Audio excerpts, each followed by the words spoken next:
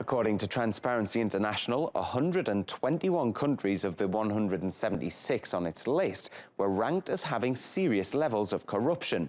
Well, let's start off with the least corrupt countries. Denmark and New Zealand are tied for first place, being perceived as having the lowest levels of state sector unscrupulousness.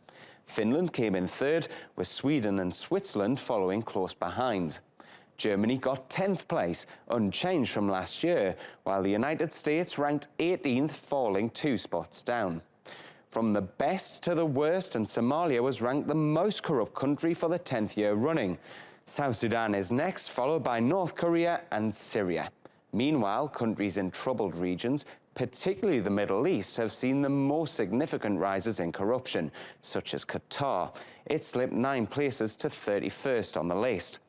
FIFA scandals, investigations into the decision to host the World Cup in 2022, and reports of human rights abuses of migrant workers have clearly affected the country's standing. In contrast, Argentina has improved after ousting a populist government.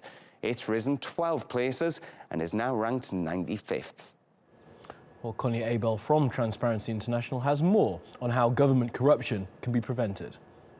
The only thing really is that those governments, which are not the populist governments, need to tackle corruption seriously. And that hasn't happened in the past few years. Many times there was lip service paid and there were some technocratic or technical fixes made.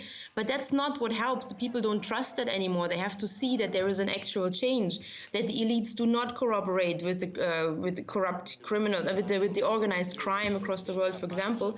One big issue is that, of course, grant corruption has become more apparent and more visible in the past few years.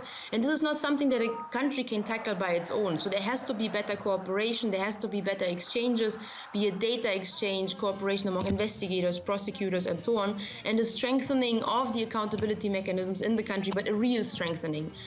Like that there is really separation of power, that independent institutions are strengthened and exist, and that, of course, media and civil society have space to also demand accountability from those that are elected.